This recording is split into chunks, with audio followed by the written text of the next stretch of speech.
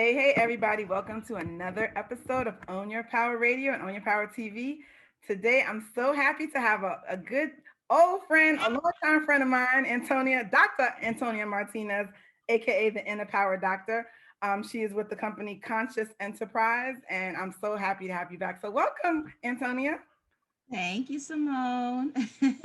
So, Antonio and I go way back from Give and Take Network days. I don't remember where did we meet? Do you remember? Because I don't remember. Was it Give and Take Network? It probably was. Was. I feel like I remember us meeting there. And she actually was one of my very first, a lot of people don't know this, one of my very first intuition teachers because she actually I don't even know how I got goosebumps just talking about it because it makes me way back from like 2004ish. We did some fun exercises and she put me on the path. And then I got other teachers as you know how they say when the student is ready, the teacher will come, and that's That's what happened. right. You definitely opened up the door to making me believe I could do what I could do, and look at me now. Excellent. Excellent. He also brought me to Peru, which was another big turning point in my life. I tell people all the time after Peru is when I opened up the door and came out the closet because Oh, really? I was always afraid to tell people what I could do. And then when I went to Peru, you probably forgot because you probably forgot I was undercover back then. I You say were after the undercover. psychic closet. Let's be clear, the undercover of the psychic closet. Yeah. But after going to Peru and being with the shamans, they were like, stop hiding your gift, like share it with the world. Mm. So that trip was life changing. So I'll never forget you for that. I love you, love you, love you, love you. So I'm so happy to have you here. So today we're going to talk about 3 ways to break through your growth ceiling. And I've never heard the term growth ceiling. So um, before we get into that, tell us a little bit more about your background so people know who you are, where you're from, how you got started. Well, oh boy, that's a long story. Give us the short version. This- so, I mean, I always, in terms of the intuition and all of that, I've always kind of had that was in the family. Mm-hmm. What opened up for me one day, my mother came home from a concert and she brought me a deck of cards, just regular playing cards. Something said to me, oh, well, if you ask God a question and turn a card over, you'll get an answer. And I had no exposure to psychic stuff, tarot cards, any of that, so I don't know where that came from, but that's how I got started with like intuition and psychic abilities and things. I didn't know that's what it was called, but Yeah, for the simple fact that you heard a voice and you listen to it, most of us think we're crazy and we're just like, yeah, shut up. Shut up, voice. But for you to listen to it and play around with it, exactly. yeah, you actually. Exactly. So as I got older, I found my teachers too as I got older, and so I was able to train that up. Simultaneously with that, I grew up around a lot of entrepreneurs. We lived in an apartment owned by this guy, Mr. Turner, black guy. He owned our building, the laundromat. His son owned the building next door and the store. My father was an entrepreneur too. He owned several businesses as I was growing up. So I always had that in me. I had my first business when I was like 9. Wow. And so Okay. the whole, All right, the Aries, whole, to represent my people. that's right. That's It's in right. our blood. We're leaders. We're entrepreneurs. So yeah, that makes sense. So my whole life, I've always had the entrepreneurial and this whole spiritual thing going on. So it kind of really was a natural that I grew up kind of blending those, because when I got to be, like maybe around 20, something around there, I had a spiritually based business. I did spiritual coaching, workshops.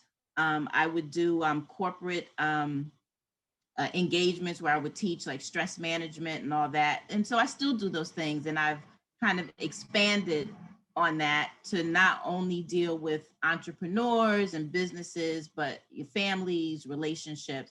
But it's always about how to integrate your spiritual, your mind, your emotions into whatever it is you're doing, your career, your business, your family, Right, because they're all one anyway.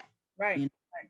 So That is all. That's why we're friends because that's what Own Your Power is all about. Personal and business development, like they all intertwine. If your spiritual growth or your personal development is not on point, then your business is not going to work for you. So with that said, tell us about what a growth ceiling is. What is that? So a growth ceiling is this place beyond which you seem to not be able to grow. So, for example, the way it might look in a business is your business makes X amount of money and you just never seem to be able to get past that. Or you get there and then you lose the momentum. Yeah. Um, different versions of that happen in your business, or it can happen in a relationship. Oh, well, my relationships never get past 6 months, then they end, whatever it is. That's what growth ceiling is. And you never, even though you're trying, you just never seem to get beyond whatever it is that's holding you back from doing better. So, Wow. That's yeah. that's that's deep. And I think a lot sometimes it's self-sabotage.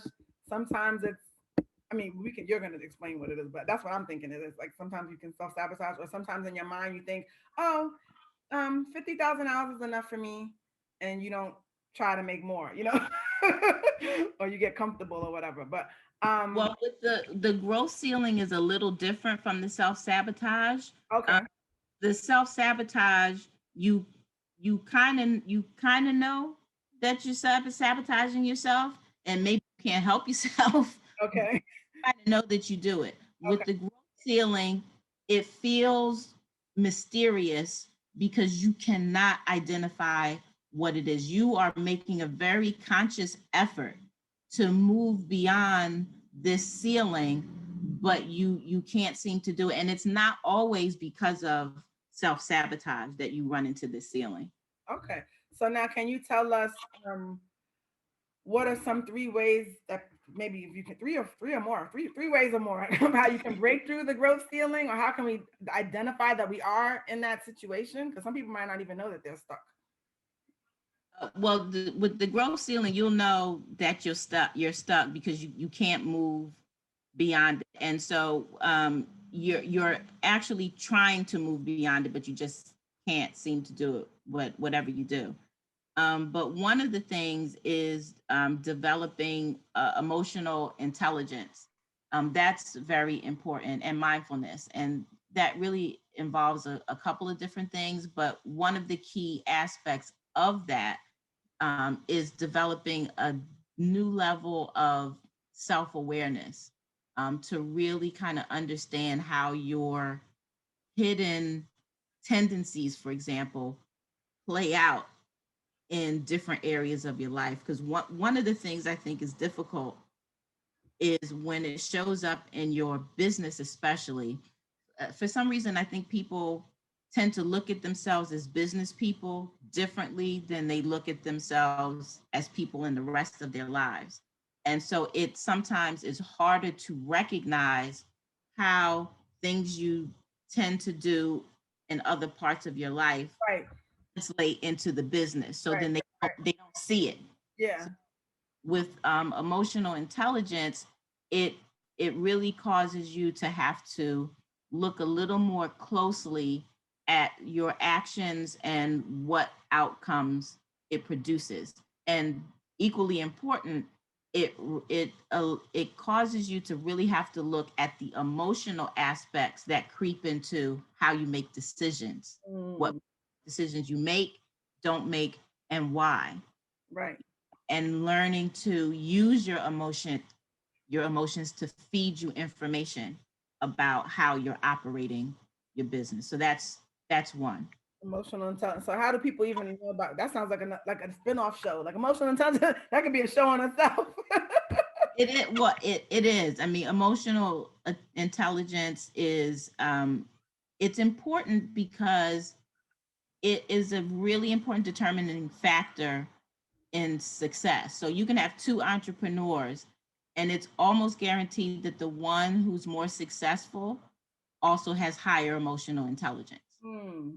Makes the difference between who's going to be the better leader. The better usually is the one who has higher emotional intelligence.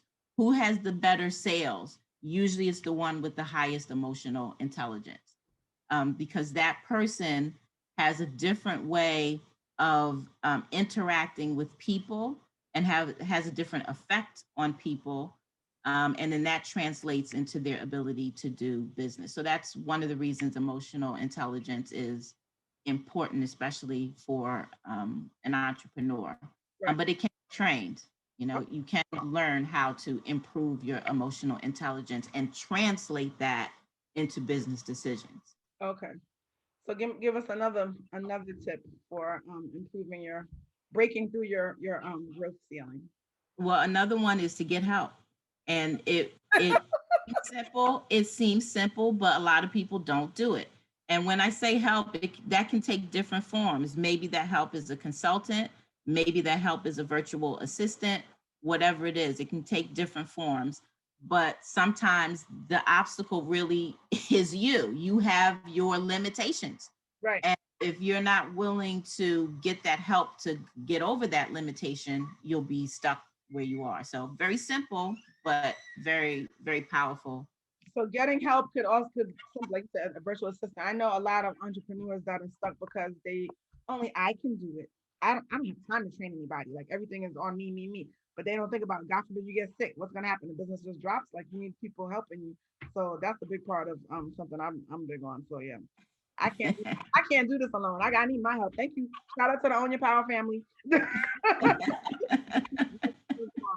But yeah, all right. And then that was number two, get help. Now what's the third one? Refocus your aim. And that can mean different things for different people. So for some people, refocus your aim may mean you need to aim higher than where you're aiming. Mm, People, refocus your aim means you need to narrow things down a little bit so you can be targeted on what you're doing. So you got to kind of assess your business and what you're doing. But also in that, the refocusing your aim, a lot of times, and this is really kind of like the example you just gave, where, oh, only I can do it or whatever. mm, So let's take that example. This person with that mindset, well, they're only going to focus on things that now they think they can do themselves. mm, And so that's going to determine not only your decisions, but now the trajectory of your business, because now there's certain places your business cannot go because your mindset is, well, I got to do it. So you can only go here. Where now, if you allow your aim to be more open, more flexible, you're not so limited. So now you can go here or you can go here or wherever. Things are much more open for you when you allow yourself to refocus your aim rather than focus on this limitation or your mindset, this limited in your mindset. You know what I mean? Can you share an example or two, and whether it's a personal one or from a client of yours that has you've seen them grow because they've worked on some of these steps? Like what was like their before and after situation? Is there anything you can share? So, for example, one client, they had this idea of actually kind of similar to what you said. So they didn't want certain they didn't want to do certain types of business. So, oh, I don't want to work with this group. I don't want to work with that group. But their reason wasn't um, wasn't based on, well, I don't like the energy of this group and I don't want that energy in my business. It was really rooted in, but they didn't know it. If I let this group in, I don't have control. Mm, And that's but they didn't know that in the beginning. And because they didn't know that, they couldn't do certain types of events. They did a lot of events. So they couldn't do a lot of certain types of events because they can't think of them because of the control issue. right. So I said to them, I was like, well, if you, instead of doing an event, why don't you do a series of events? You can. Why don't you get, hmm? I said, oh, and you can include those people in certain events or no? Right. And why don't you then include those people on this particular series of events because that person had this idea that if you let somebody in, they're going to take over your business. Right. Or they're gonna copy you, or yeah, it's a lot of that like fear. I mean, if you have Exactly.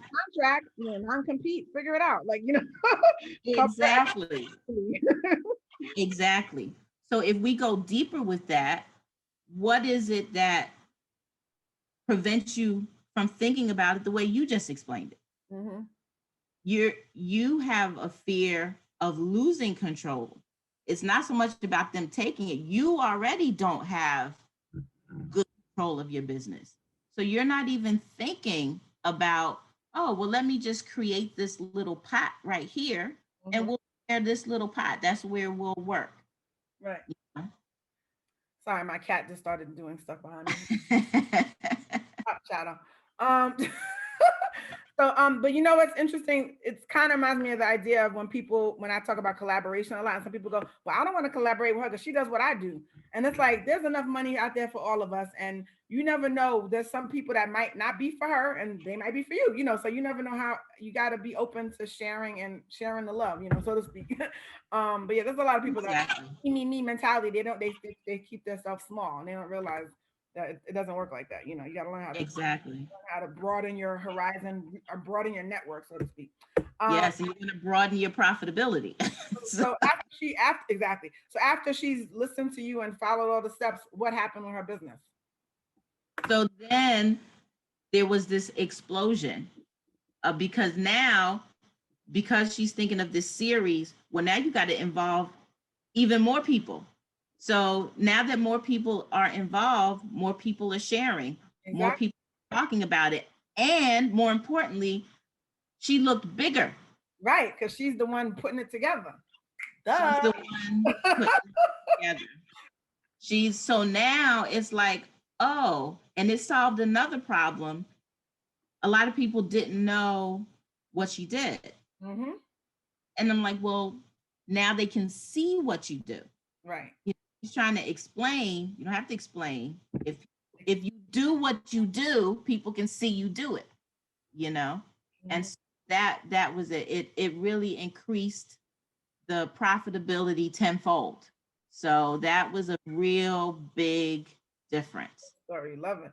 And how? Now, Oh, go ahead. in addition to the profitability from the event, well, now there's also increased credit worthiness. Mm-hmm. There's increased credit worthiness, not only financially, but now you have a reputation Right. of pulling off these successful events. Mm-hmm. A reputation shot. You like, listen to me. This is what I do. Okay.